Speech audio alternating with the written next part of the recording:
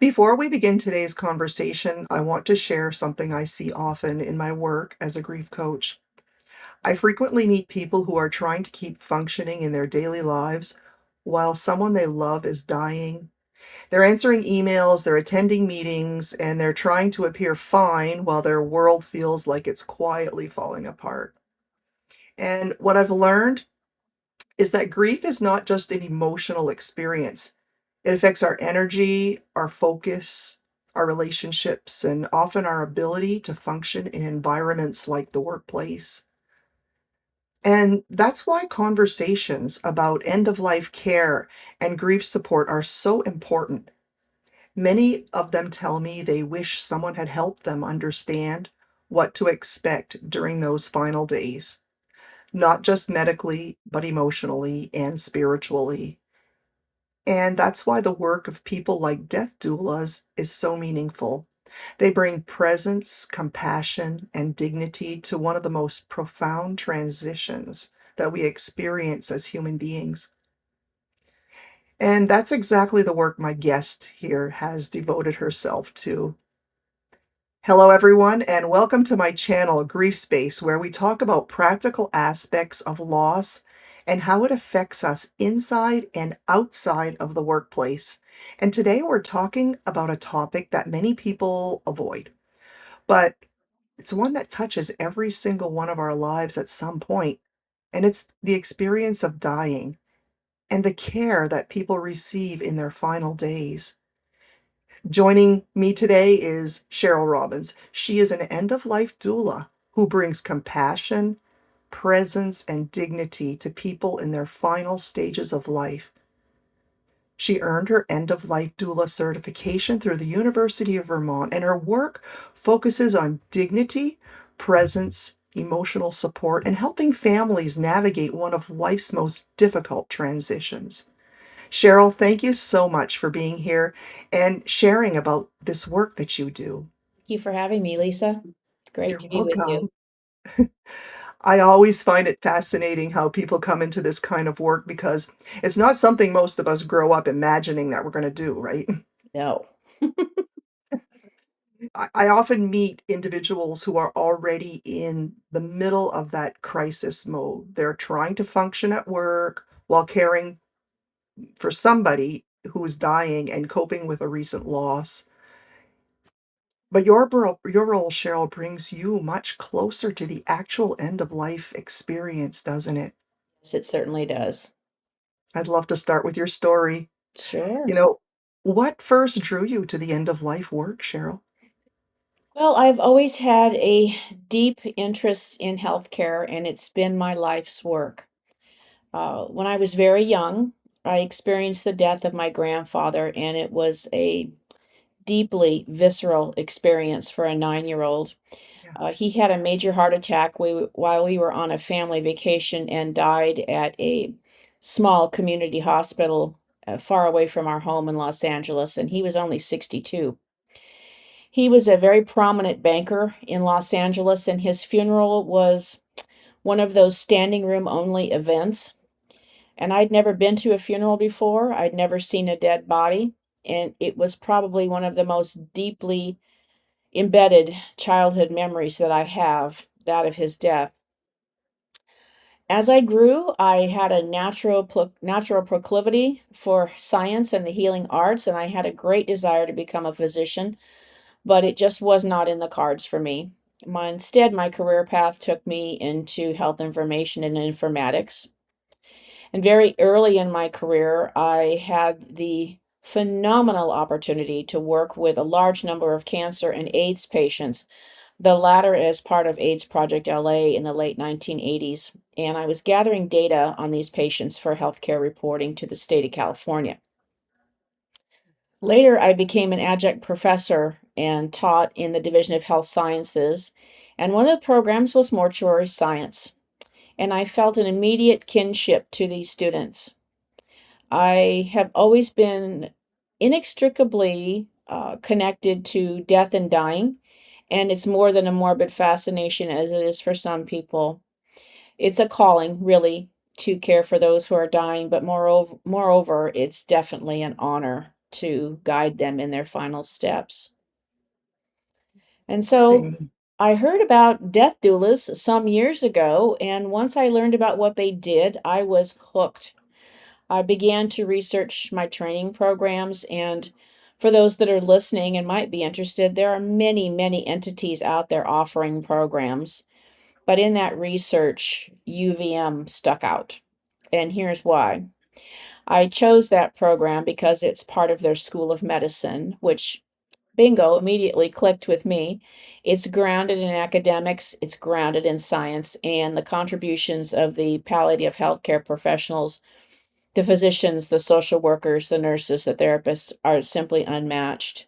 And here's a fun fact I learned a few months ago when talking to my mom that my great grandmother was a birth midwife, but also tended to the dying and the dead in the small rural farming community in Illinois where my family comes from. So, if one is a believer in predestination, perhaps I was born into this work. I like to think about it that way. Was there a moment or experience that made you realize that this work was really what you wanted to do besides your grandfather's death? Um, I think when you have these moments of introspection. Is this the right thing for me? Have I gone the right direction? And I think um, sitting with my first patient who was actively dying and holding that person's hand as they passed, it clicked. This is what I meant to do.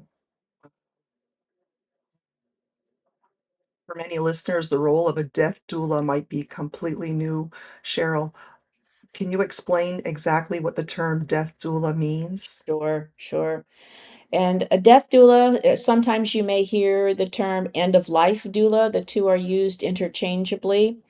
Um, we are non-medical professionals and we provide holistic, emotional, spiritual, and practical support to individuals and their families before, during, and after death. We focus on comfort care, planning for death, and companionship, and we often work hand in glove alongside our hospice friends to ensure a dignified and peaceful passing. An end of life doula is becoming a new moniker because the word death can be off putting, but I tend to use the two interchangeably. My work, people often understand hospice in a general way, but they may not realize there are also people like you, Cheryl, who focus specifically on the emotional and the human side of the dying process.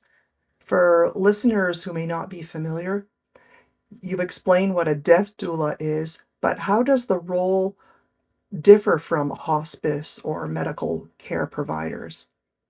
Well, as I mentioned, we do work in partnership with hospice professionals, and oftentimes we are part of the hospice team. The biggest difference, though, is that doulas cannot provide any hands on medical care, but some doulas do have medical backgrounds, and many doulas are registered nurses, nursing assistants, counselors, chaplains, but doulas must establish a very firm boundary with those who are providing hands on care. I can say that having a background in healthcare does help me to better navigate the patient's needs across the healthcare continuum. So, if they have challenges with insurance coverage or filing claims or things like that, I can help navigate those more practical pieces. Some doulas have independent practices, others practice within the confines of a hospice house or a hospice unit, and some do both, as I do. And we are there to become an influential role in hospice care. And we're moving, interestingly enough, we're moving into roles within funeral homes to provide support there. And this is big news for the doula community because in the past, the funeral industry has not been keen on our presence. So it's a huge step in the right direction that for them to consider that we are not a threat to them. We are an adjunct there to do the work that they can't do and don't have the time to do. It's like coaching, coaching versus therapist. Hmm. It shouldn't be versus, it should be a partnership that we coaches continue with the support after the therapeutic treatment. And I understand that staying in your lane in that it's I understand that well because of the coach therapist dynamic that goes on. So that's interesting about the funeral dynamic too. What kinds of support, Cheryl, do you provide individuals and families during the end of life process? There's 4 basic kinds of support that we tend to provide, and I have an additional piece of support that I provide, and I have friends who get the biggest chuckle out of this, and we'll go through that. But in support services, we provide bedside companionship, we help with legacy projects, things like patients oftentimes want to compile photo albums for family members, or they want to do a life review video. They want to write letters to children or grandchildren. We also create very peaceful environments in which people can pass comfortably and safely. We guide families through the dying process, and some doulas, I'm one of them. We also provide ritual cleansing and preparing of the body after death, and we can assist with home funerals and support families immediately after death. We also do planning and advocacy, and this is something that I particularly enjoy. We can do advanced care planning, funeral and memorial planning, writing obituaries, and ensuring that the patient's wishes are respected at all times. We can also be present, and some doulas choose not to do this. I choose to do this. We can be present during medical aid in dying when a patient chooses to ingest the drugs and end their lives. Also, the big difference from hospice, we get asked this often. We focus on the psychosocial, the spiritual, and the physical comfort of the patient and their loved ones. We also provide post-death support. I'm currently working on additional certification from UVM for grief counseling so that I can help to provide additional support to those families for up to 13 weeks after the death of a loved one. Another interesting thing that a lot of doulas do, maybe not a lot, maybe just a few of us actually, there is an interesting movement called Swedish death cleaning. You may have heard about this. And Swedish death cleaning is becoming a big part of my offerings in my practice. And what this is it's a movement that did indeed start in Sweden, and it was a very small, thin book written by a very spicy old woman who decided to clean up her mess and not leave a mess for her families when she passed away. And so, Swedish death cleaning is where we come in and help families clear their lives and their homes of all the stuff before they go. And for many, this brings peace in knowing they're not leaving that proverbial mess behind for others to clean up. And some people will do this very early in their diagnosis. They know that they may or may not be successful in treatment, but they want to be free from all the clutter and the stuff that is just not helping them any longer. So that's probably one of the most fun parts of my practice. So you actually go in people's homes and Yep. take things to the thrift store? Yeah, help them sort and help them Wow, organize, and we can also bring in services that will haul junk away, just basically kind of help them clean out their house, and incredible, yeah, Cheryl, what a and service. patients love that, and the families love it too. It can become Mhm. a very, a festive event. I would imagine. Yeah, one of the things I admire about hospice work is the level of presence that it requires, and, I've been listening to you, Cheryl, and taking it all in, and as a grief coach, I often work with people after a loss or during anticipatory grief, like you're just explaining, we're planning on dying soon, Yeah. when a loved one is in hospice, and they're trying to balance work, their caregiving, and the emotional weight of knowing the end may be near. Your volunteer work with Peace Health, where you support inpatient hospice patients and their families, gives you a very close perspective, doesn't it? Yes, it does. Can you tell us about your volunteer work with hospice and what that experience has been like? Sure. My volunteer work with Peace Health has been one of the most enlightening and fulfilling things that I've done in my life. Um, and the work that we do as volunteers takes on many forms. Some of our volunteers are Reiki masters, some are musicians, some choose to do direct patient care, as I do, and some go into patients' homes very early in the diagnosis of and being placed on hospice. So there's a huge continuum of work that a hospice volunteer can do, and it's basically divided into direct versus indirect patient care. I choose direct patient care. So when I go into the hospice house, I work within a 20-bed inpatient hospice facility. And depending upon how full a house is, I may do mundane tasks like stocking linens or preparing the family areas in the kitchen or greeting families at the door. But the vast majority of my time is spent at the bedside, which is where I gather the most strength that I can give back to the families and to the patients. I spend my time talking to the patients, getting to know them, learning about their lives when they're still awake enough to tell me. Many of them are very engaged and want to talk. And they want to talk to a person that's not related to them. They feel a sense of comfort and a sense of ease. And they sometimes become very animated in telling their stories, and it's beautiful to watch. Sometimes they just want us to hold their hands, or they want us to read to them, or sit with them and listen to music. When our Mhm. patients are admitted, their names are put up on the wall in the room, and the kind of music they like, and the type of television Oh, they like. So when I go in the room and I look up on the board and it says classic rock, and there's someone in the bed and their eyes are shut, but I can see a foot tapping, it is the most cool thing to see that that. is And then we that end is excellent. yeah, and then we end up talking about classic rock because that's my genre, something that I like. Right?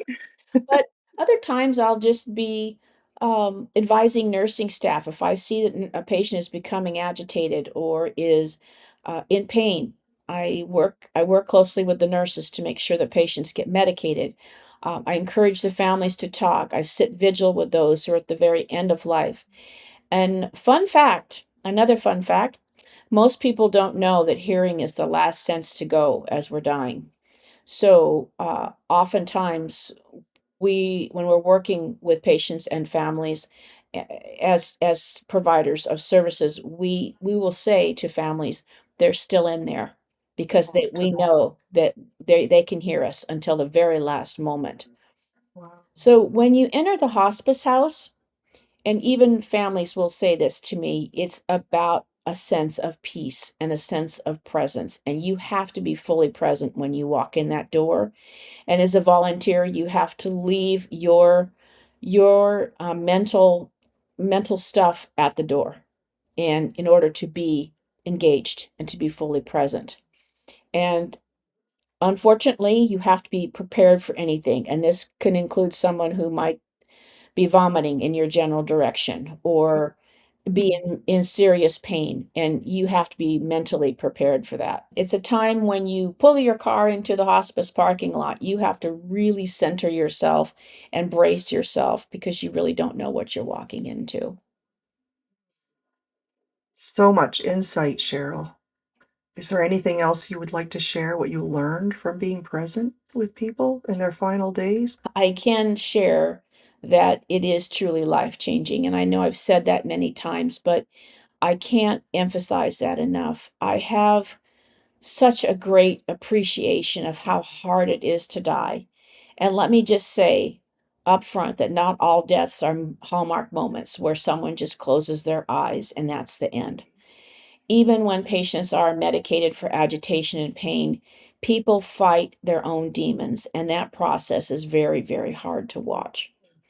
Dying is hard work, but the good news is that the human body knows what to do. As each body system shuts down, it starts a cascading effect to other body systems, and we can see those changes very viscerally on the body, from the sounds the body does or does not make, eye and mouth fixation, skin changes both in color and in temperature, their breathing patterns. We're very aware of that. The smells that emanate from the body.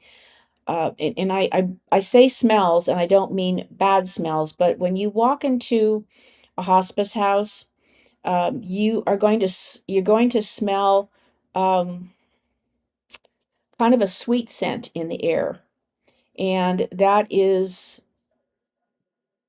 part of the bodies that are all in that house, that the bodies are dying, and the smells become more intense as you walk into a patient's room, and it is just part of the body shutting down, and the body Yeah, does emanate odors, and you have to be prepared for that. It's not a bad odor, but right. it's very visceral. Again, you know Uh-huh. what you're smelling. Right. It's a Um, distinct. yeah. And so when we go back to what I've learned is that hospice is there to lessen the burden on the body and the mind and the families who observe the death of a loved one. That's what we're there to do, and that's what I've learned is my role. I've also learned that some people want company in death while others just want to be left alone, and we have to honor that. I've seen rooms filled with 20 people, I kid you not, but it's clear the patient just wants them all to get out of that room, but I they hear don't you. have the capacity to say it. Mhm. And so sometimes when we come in as volunteers, we are able to gently clear the room to give the patient some space to breathe and to just decompress a bit. Um, That's as such a soon great as point. Yeah, and as soon as patient's families and friends scatter, interestingly enough, oftentimes those patients will die quietly Yep. because they just want to be alone. It takes an outside advocate like you, Cheryl, to speak to the family sometimes. There might be a family member who's hyper concerned, like, and very aware of what's going on, but doesn't have that capacity to tell the family, it's time to, you know, leave Let them leave your be. relative a little bit of space and quiet right now. So I really appreciate a death doula in that perspective also.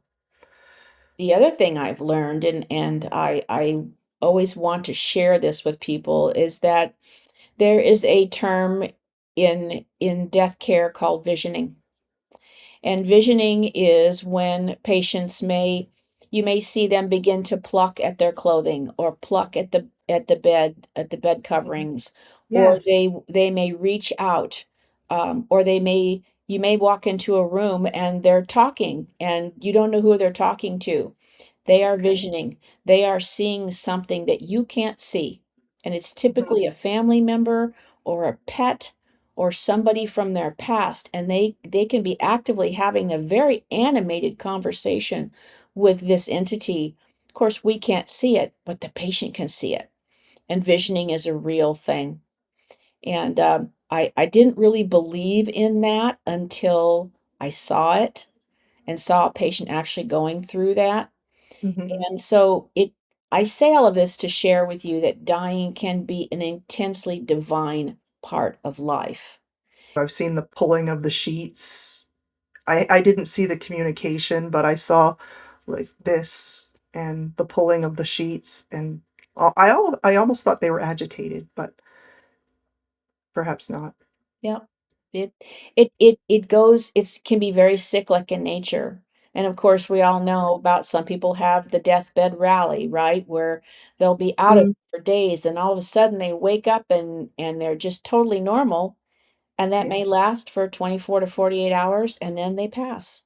Yes. Yeah. I've actually seen that too. Yeah. The I've rally is a actually seen beautiful thing. one part of your work that really stands out to me is your involvement in the No One Dies Alone program. Many people may not realize that there are volunteers who make sure that someone has human presence during their final hours. That kind of compassion is incredibly powerful. Many people may not know about the No One Dies Alone program. So, what is it and how does it work? Well, actually, it's such a cool program. It was the love child of a hospice nurse that worked for Peace Health here in our Oregon facilities.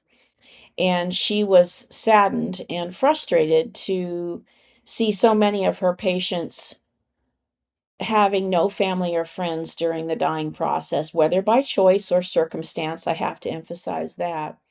So she envisioned a program where specially trained volunteers sit vigil with patients who are actively dying so that they're not alone.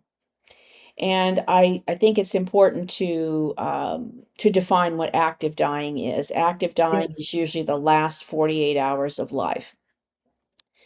Any member of the care team can activate what we call a NOTA request, and there's an email and phone communication plan that goes out to all the volunteers who have signed up to be present during those hours. We sit in 4-hour cycles and shifts around the clock until the patient dies, and some volunteers prefer to be there in the wee early hours of the morning. I'm a 4 to 8 p.m. volunteer. I like to be there in the late afternoons, early evenings, and sometimes we are just a quiet presence in the room so that the patient's not alone. Other times we'll hold the patient's hand. Again, we'll play their favorite music. We may read to them, or we can knit, or we can read our own book. We can have a snack, whatever we need to do, just as long as the patient isn't alone and there's someone by their side. There's also volunteer musicians that may come in to play music or to sing. Um, and we also have drum circles for Indigenous family members that we Hmm. have in our care. Whatever we think the patient needs to ease passage, the NOTA volunteer can make happen. We service not only patients that are in our hospitals and our hospice house, but we are called to serve in memory care facilities, assisted living facilities, excuse me, adult family homes, wherever we are needed within the Clark County area here in Vancouver, we can be sent to a NOTA request.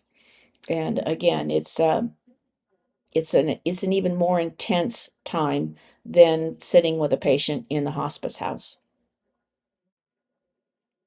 It's amazing work, Cheryl. And you have a full-time job on top of that. Yeah, I do. But You know, this is your passion, isn't it? yeah, it is. It's very life affirming. It's humbling to sit with a person who is dying. You find yourself reflecting on the life that you see leaving before you, but you also reflect on your own life because it's a very sacred time and it's very quiet.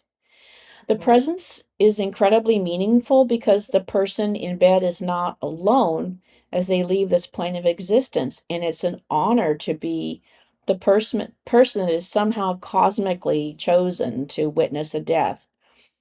Sometimes the patient dies when we step out of the room, and I've had that happen more than once because they truly do want to be alone. They've had enough, and they just want to go in peace, and we respect that, of course. Most patients die very peacefully, very quietly. Um, but as I've said before, it's not always pretty. There are circumstances where there isn't anything we can do other than be present and keep the patient safe from harm and watch them leave this earth the hard way. And those are very, very tough deaths to watch. Yeah. So I share that with you too and your listeners so that folks understand. You might think, "Oh my gosh, how can you do this?" and then go home and go on with your life. It's important to Mhm. know that hospice volunteers are intensely trained in personal mental health and hygiene care. And personal care after witnessing a death is of paramount importance. And we're trained and encouraged to do whatever we need as our personal self-care, both before and after sitting vigil, because it can be incredibly draining. Mhm.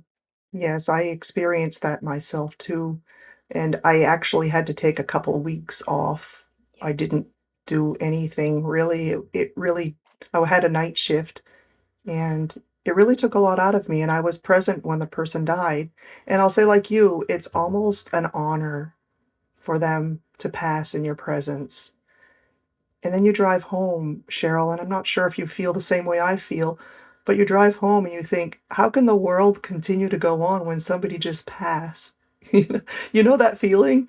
Yeah. And you get used to it, I suppose, but it It's quite an experience. But when I'm having those thoughts that someone just passed, I'm having the same thoughts that how many more beautiful lives just came into this world What at a the great same time. what a great reframe. Yeah, people are uncomfortable talking about death, and something I've noticed in my work is how uncomfortable our culture can be when it comes to conversations about death and grief, and often people don't know what to say, so they avoid the conversation entirely. But avoiding the conversation doesn't make the experience any easier, does it?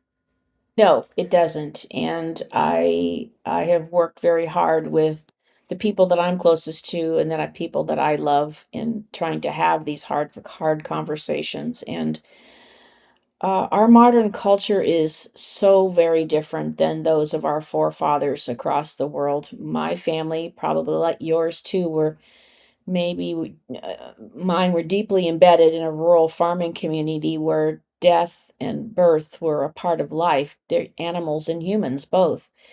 Yes. Those who came before us had a much different relationship with death because they witnessed it frequently and they witnessed it Yes. intimately. This doesn't mean that they weren't sad or fearful, they just faced it head on. It was And organic. it was very organic. And Mm. as you've probably seen in your work, our modern world has such a sanitized death Sanity. culture Yes. where people Yes. go into a hospital and sometimes they simply don't come out. And Mhm. so, what happens when someone dies? We cover their faces, we zip them in a body bag, send them off to a funeral home, and the next thing we know, there they are. Mourners are commenting on how lifelike this deceased person appears. Um, Right. at the hospice house, we do something different. And when a patient passes and the funeral home comes to pick up the body, the funeral home we leave the face exposed. So we have an honor walk, and anyone, all the nurses and all personnel on site at the hospice house, we line the halls, and the doors going out of the hospice are double doors, two sets of double doors. Those doors open up, and we line that hallway. And as the body goes by, the face is visible, and they are covered with a handmade quilt that is made by a set of volunteers who makes quilts for our patients, and we do not cover the face until the body is going into the transport van. And we do Family that, is present. families present if they choose to be. And at that time, it's so interesting to see. We have people who are filming it. They're filming their loved one being taken out of the hospice house. There's lots of hugs given to the nurses and the staff that have cared for the patients. We fold the blankets and the quilts and the flags and hand them to the family if especially if it's military, we cover with a flag. But all of this occurs with the family present, and it's something that is the walkout process is incredibly humbling to see that. And we don't want we want people to go out with the same dignity showing their faces going out as they did when they came in. For the people present, it takes it to another level of knowledge, Mhm. whether they know it or not. Yes, Yeah. absolutely. Yeah. I did want to share with you and thought it might be interesting for you to know that things are changing fast. And we have now greater than 60% of the US population now choosing cremation over burial, along with Yes. other forms of disposition growing in popularity, things like green burial and aquamation and human composting. And so, as you know, death care is shifting in such a positive way, and I am here for it. I am all about it. And but to your question, why don't we talk about death? Fear. That's it. It's just fear. And from my experiences working with the dying and their families, their fear isn't so much about dying itself, it's about pain because people don't want to be in pain. Okay. Yeah. And there's also, Physical. yeah, physical pain or mental pain too. Uh, Mhm. there's also this, of course, this great fear of the unknown, what's on the other side, if there is another side, because most of the people I work with do believe in an afterlife, but we're all operating on a plane of faith, aren't we? Because we won't know until we truly get there. Mhm. So, We Yeah, gosh, we all believe in something. Even if we yeah, don't believe in anything, we believe in something, absolutely. right? I was gonna ask how your work helps open the conversations. My work involves preparing people to die. Let's Pretty plain and simple. Yeah, How the body will change over time, how a family can prepare themselves in every realm, how families and others can support the person who's dying, explaining how modern medicine can alleviate almost all of the ugliness that one might associate with a painful death. It's about education. We provide written materials. We start the hard conversations. We provide that guidance to guide them both as individuals and as their support persons. And there are people who may say that this is TMI, too much information, and some people don't want to hear it. right. And it's interesting that in family dynamics, it's often the patient wants to hear it, but the family doesn't want to hear it. And that's not unusual because they're challenged to face the death of their loved one, and we respect that. But it's important to let the patient be the guide if they still are with us enough to be the guide, and let the patient and their families know what's available to them for medical, spiritual, and emotional support. And the only way to do that is to open the door for very honest and open communication. And an even better way to open conversations is to talk about death before you're faced with it. And so I'm going to share my shameless plug about the Death Cafe with you. Uh, Thank you. groups like the Death Cafe are very safe spaces where free-flowing topical conversations can take place without any immediate fear of anyone dying in that space. For those that don't know what the Death Cafe is, it's an international movement that was started in London. And these are groups that come together in communities across the globe. And it's a safe space to talk about death and dying, have coffee and tea together, and just to talk about whatever's on your heart and whatever bubbles up to the surface. And these conversations can become incredibly deep and incredibly emotional. It's not a space for bereavement or grief counseling. It's just a safe space to say, if you want to, I'm afraid and I don't know how to deal with what I'm feeling. And I can give you an example of a death cafe that I hosted last weekend where we had an influx of 20 somethings come into this group where largely they have no concept because it's so far away for them. But in this particular group, we had a young lady who had just lost her 15-year-old brother, and she didn't understand why the good die young, as they say. So death cafes are a great way, if you're so inclined, to go and talk and learn about death in a very safe and structured way that may help you to better plan for your own life and death and the impending death of others. So great place to think about going.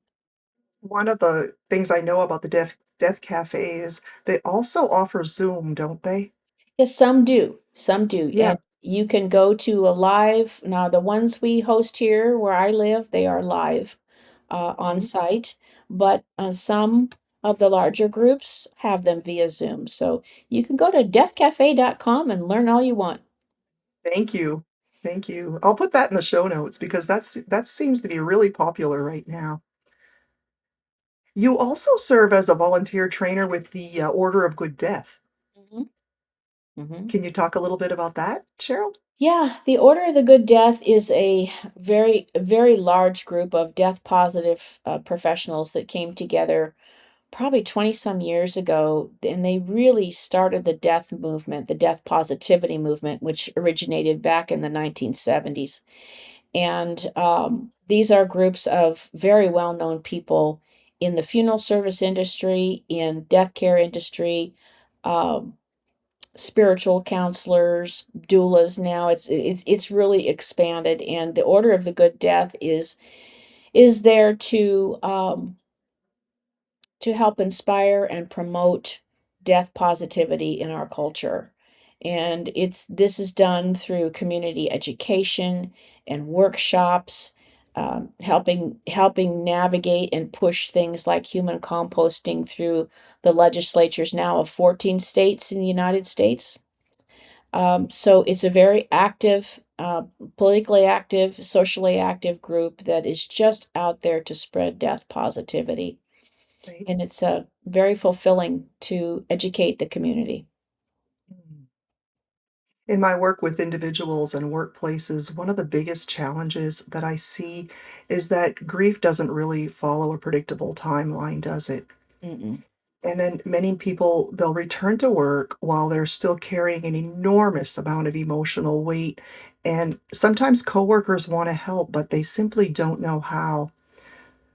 Cheryl, what are some common ways people experience grief that others just might not understand? How might it show up in the workplace as a person grieving? This is a great conversation to have, Lisa. And um,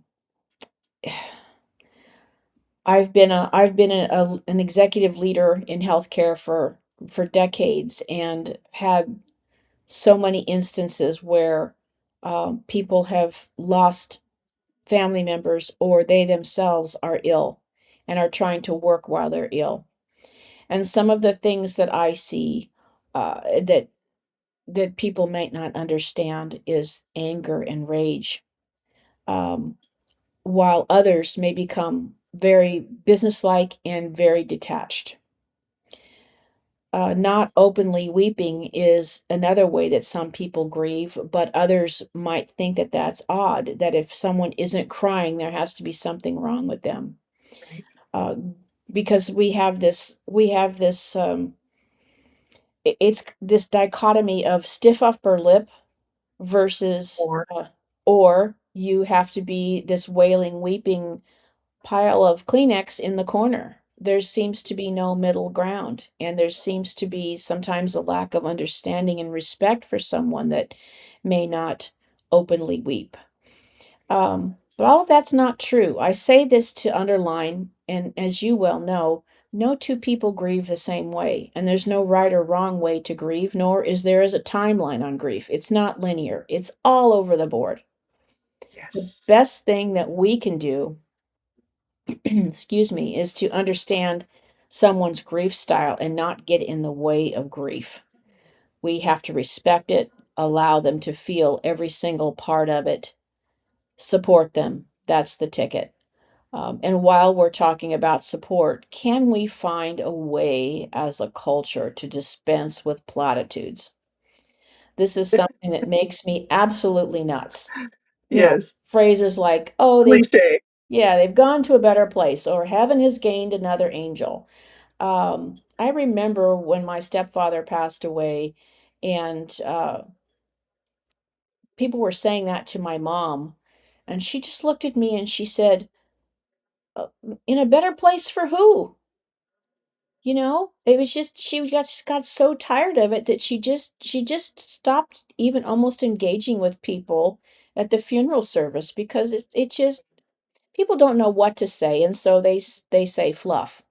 And, Yeah. I wish we could that's part of something that I do in my work is to help educate the right things to say, and sometimes the right thing is to say nothing and just be present Right.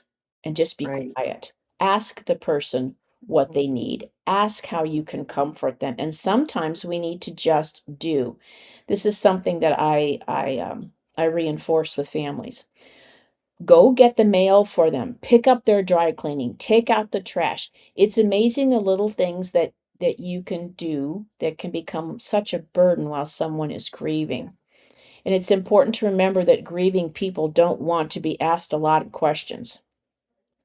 I've watched that with my family members who have lost someone. They don't have time for questions. So rather, what we can do is tell the person what you plan to do. You might say, tomorrow, I'll be over at 2 p.m. to put your trash cans out on the curb, Yes. and then Yes. I'll come back and I'll put them away, and that Mhm. person will say, "Thank you for doing that for me." Yes. Proactive tasks, you can't beat them. Or just do them. Yes, just do them. Don't even ask. Just So do they it. don't have an opportunity to argue. That's right.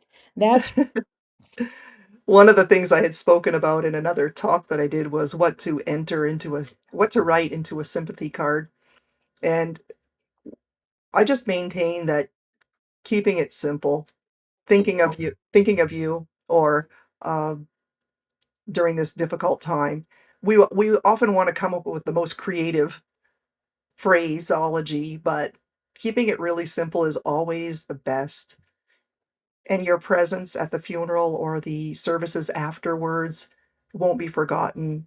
So keep the words minimal, right? And and keep your presence maximum. yes, and never underestimate the power of a hug or a Yes. gentle touch of the hand. And Yeah. because some people are not huggers, you know that. Right, right, But if I know the person well enough, I may say to them, "Is it okay for me to give you a hug?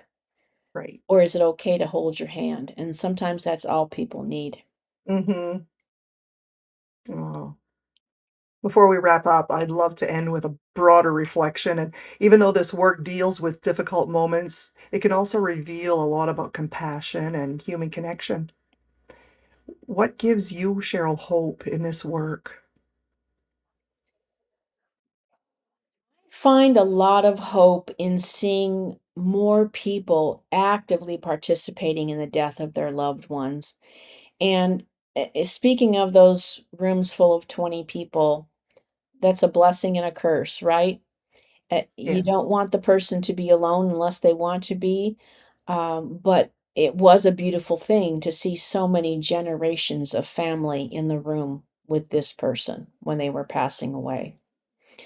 So it's about seeing these people actively participating in the death, advocating on their family's behalf, staying by their side till the last moments. I see a great amount of hope in the small transition of traditional funeral service to understand and meet the needs of consumers, understanding they are understanding that they can't be everything to everyone, and understanding that there are those of us that can come in to support. Is there anything that you wish more, that people would understand more about death and dying? Yeah, I wish they understood that um, the body knows what it's doing, and It that sure does. it knows how to come into this world, and it knows how to go out. And we just need to be there and witness it and support it with grace and compassion and all of the positive energy that we can muster to help that soul find the peace that it richly deserves. That's one thing that I try to teach people is the body knows what to do. And oftentimes when you explain that to a family member, it just clicks. Great. It just clicks. Yeah. What a blessing. Cheryl, thank you so much for sharing your experience and the compassionate work that you do. Your work just reminds me of that dignity, presence, and human connection matter deeply at the end of life.